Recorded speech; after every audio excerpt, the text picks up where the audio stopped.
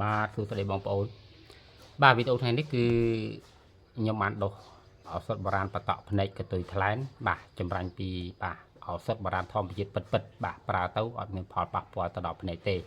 បងប្អូនមើលតែភ្នែកខ្ញុំដឹងឲ្យឃើញក្រហមអញ្ចឹងតិចថាកតុយថ្លែនហ្នឹងមិនមែនទេដែលសារខ្ញុំជិះម៉ូតូអត់វគ្គវ៉ែនតាណាបងប្អូនបាទខ្ញុំទៅមកពីយកអីវ៉ាន់ឲ្យភ្ញៀវមិញអញ្ចឹងណាបាទឥឡូវចេះខ្ញុំមកជម្រាបអត្ថប្រយោជន៍បើហើយនឹងផលប្រយោជន៍របស់ឱសថនេះណាបាទអញ្ចឹងសម្រាប់បងប្អូនដែលមានកតុយថ្លែនភ្នែកឡើងគេហៅថាព្រិលបាទស្វាំងលមាស់លកម្មណាបងប្អូនបាទប្រើរយៈពេលត្រឹមតែ3ថ្ងៃទៅ4ថ្ងៃទេបាទចំពោះព្រិលស្វាំងលមាស់លកម្មគឺបាត់ហ្មងតែបើចំពោះកតុយថ្លែនបងប្អូនបាទចាប់ពីរយៈពេលមួយអាទិត្យទៅគឺចាប់ផ្ដើមវាកាត់បាទវាកាត់មកតាមអាចភ្នែកបតាតែដូចសូត្រពីពីងណាបងប្អូនបាទអញ្ចឹងវីដេអូមុនដែលខ្ញុំបានចែកម្លែកហ្នឹងបាទគឺវីដេអូផ្ទាល់បាទខ្ញុំប្រើផ្ទាល់ដកពិសោធន៍ផ្ទាល់បាទខ្ញុំមកធ្វើឱសថនេះគឺសម្រាប់ឲ្យបងប្អូនដែលគាត់មានពេលវេលាគ្រប់គ្រាន់ណាបាទអញ្ចឹងការប្រើប្រាស់ឱសថនេះបើសិនជាបងប្អូនប្រើខានក៏វាអត់មានប្រសិទ្ធភាពដែរសំខាន់គឺបងប្អូនត្រូវតែបាទប្រើធ្វើមិនក៏ដោយឲ្យទៀងពេលបាទឲ្យទៀងពេលណាបាទមួយថ្ងៃ3ដងគឺ3ដងបាទ4ដងគឺ4ដងបញ្ជាក់ណាបងប្អូនមានពេលតនេច្រើនគឺបងប្អូនអាចប្រើបានបាទ4ដងទៅ5ដងបាទវាអត់មានផលប៉ះពាល់ទៅដល់ភ្នែកទេបាទខ្ញុំធានាបាទទទួលខុសត្រូវជំនួសលើកលែងតែភ្នែកបងប្អូនកុំឲ្យមានប្រវត្តិធ្លាប់បកបាទធ្លាប់វះបាទអានឹងខ្ញុំអត់ធានាខុសត្រូវជូនទេណាបញ្ជាក់គឺខ្ញុំអត់ឲ្យណែនាំអត់ឲ្យបងប្អូនប្រើទេបាទហើយមួយទៀតគឺសម្រាប់ភ្នែកហៅថាអាលៀកបាតភ្នែកបាទហើយនៅភ្នែកឡើងបាយអានឹងក៏ប្រើអត់បានដែរតោះណាបងប្អូនបាទវាត្រូវតែកតុយថ្លែនស្វាំងព្រិលលមាស់លកម្មទេណាបាទបញ្ជាក់អញ្ចឹងឱសថនេះបាទយើងប្រើដំបងវាធ្វើឲ្យភ្នែកយើងបាទចំពោះកតុយថ្លែនបាទទោះបីតែបងប្អូនអត់ប្រើក៏ដោយក៏កតុយថ្លែនបងប្អូនក្រហមដែរបាទវាឡើងក្រហមតែបើពេលបងប្អូនប្រើទៅ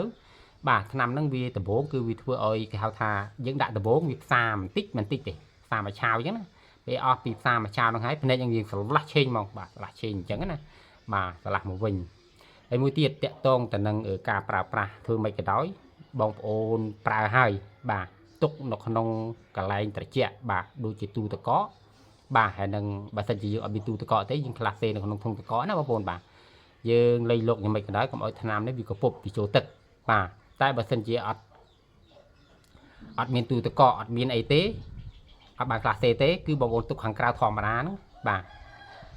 សុពលភាពវាបានតែកន្លះខែទេបងប្អូនបាទវានឹងឡើងគេហៅថាផ្សិតដែតនៅតាមក្នុងនេះណាបាទព្រោះវាអត់មានជាតិគីមីអីទៅដាក់នៅក្នុងហ្នឹងឲ្យដើម្បីរក្សាគុណភាពថ្នាំហ្នឹងឲ្យបានយូរទេតោះណាបងប្អូនបាទដល់ពេលអញ្ចឹងទៅបាទគឺយើងទាមទារឲ្យបងប្អូនបាទដាក់នៅក្នុងទូទឹកកកហើយនឹងខ្លះសេនៅក្នុងធុងទឹកកកណាបងប្អូនបាទដើម្បីឲ្យប្រាស់ទៅវាបានយូរបាទវាបានយូរហើយមួយទៀតចំពោះអ្នកដែលថាភ្នែកក្រហមបាទហើយនឹងភ្នែកគេហៅថាហមខ្លាំងណាបាទអាហ្នឹងក៏ខ្ញុំអត់ review ឲ្យបងប្អូនមកប្រើដែរតោះណាបងប្អូនបាទចំណុចដែលថាភ្នែកដែលថាអត់ឲ្យប្រើទី1គឺភ្នែកវះភ្នែកបកបាទអាលៀកបាតភ្នែកបាទទឹកដក់បាតភ្នែកក្រហមខ្លាំងហើយនឹងភ្នែកឡើងបាយអាហ្នឹងវាជាក់ណាប្រើបានទេណាបាទប្រើបានចំពោះតែភ្នែកកតុយថ្លែនភ្នែកស្វាំងភ្នែកព្រិលភ្នែកលមាស់ហើយភ្នែកលកម្មបាទអញ្ចឹងគឺថ្នាំហ្នឹងគឺវាត្រូវតែប៉ុណ្្នឹងទេតាក់តងទៅនឹងបងប្អូនជិះឡានជិះម៉ូតូដីហុយអីគឺអាចប្រើបានដូចគ្នាជាពិសេសចំពោះបងគាត់ផ្សារដែកបាទផ្សារដែកណាបាទខ្ញុំក៏ជាផ្សារដែកដែរភ្នែកខ្ញុំក្រហមសប្ងៃដោយសារជាផ្សារដែកដែរអញ្ចឹងគឺក្រហមភ្នែកនេះគឺដោយសារខ្ញុំជិះម៉ូតូទៅយកអីវ៉ាន់ដាក់ឲ្យភ្ញៀវណាបងប្អូនបាទអញ្ចឹងទៅគឺខ្ញុំបានពាក់វ៉ែនតាទេបាទអញ្ចឹងសរុបនៃរួមមកគឺឱសថនេះប្រើទៅអត់មានផលប៉ះពាល់អីទេកុំឲ្យតែភ្នែកបងប្អូនមានបញ្ហាដូចខ្ញុំហាមនៅក្នុងខាងលើណាបងប្អូនបាទហ្នឹងហើយបងប្អូនប្រើចោះបាទមានផលប៉ះពាល់អីគឺខ្ញុំអ្នកទទួលខុសត្រូវចំពោះបងប្អូនដែលមានបញ្ហាដូចថាភ្នែកស្វាំងភ្នែកព្រិលភ្នែកលមាស់ភ្នែកលកម្មហ្នឹងបើសិនជាបងប្អូនប្រើទៅបាទមានបញ្ហាហ្នឹងខ្ញុំទទួលខុសត្រូវបាទតែបើចំពោះភ្នែកបកភ្នែកវះភ្នែកហៅថាឡើងបាយបាទទឹកដក់បាតភ្នែកអាលៀកបាតភ្នែកគឺខ្ញុំអត់ឲ្យប្រើទេណាស្ដាប់ឲ្យតាន់គឺខ្ញុំអត់ទទួលខុសត្រូវទេអាហ្នឹងបងប្អូនគួរតែដឹងខ្លួនឯងណាបាទអញ្ចឹងគឺខ្ញុំមកបង្ហាញថ្នាំនេះគឺសម្រាប់តែបងប្អូនដែលគាត់អត់មានពេលវេលាដែលគាត់ចង់បានប្រើណាបងប្អូនអាចតាក់ទងឆាតមកចូលក្នុង page ខ្ញុំបានហើយមួយទៀតបើសិនជាបងប្អូនបាទរកកន្លែងឆាតអត់ឃើញបងប្អូនអាច call មកផ្ទាល់ក៏បានដែរណាបាទ call មកផ្ទាល់បាទលេខទូរស័ព្ទខ្ញុំដាក់នៅលើអេក្រង់ហ្នឹងហើយបងប្អូនបាទអញ្ចឹងការប្រើប្រាស់គឺមួយថ្ងៃ3ដងម្ដងបតក់ ពីតំណក់សងខាងភ្នែកបាទប្រើធ្វើមិនក៏ដោយឲ្យទៀងពេលបាទទៀងពេលទៀងម៉ោងបញ្ជាក់ណាបងប្អូនបាទប្រើឲ្យគឺអត់មានប្របាក់តតមបាទធ្វើការកដា5ថ្ងៃអីចូលធ្វើបានទាំងអស់បាទអត់មានផលអីទៅភ័យព្រួយទេបាទបើសម្រាប់អ្នកបកភ្នែកបងប្អូនបាទដូចកូនង៉ែតបាទតមជាងកូនង៉ែតទៀតបាទតមធ្វើការធ្ងន់5ថ្ងៃអីតែនេះអត់ទេបាទប្រើឲ្យបតក់ឲ្យគឺធ្វើការបានធម្មតាបាទសំខាន់បងប្អូនប្រើ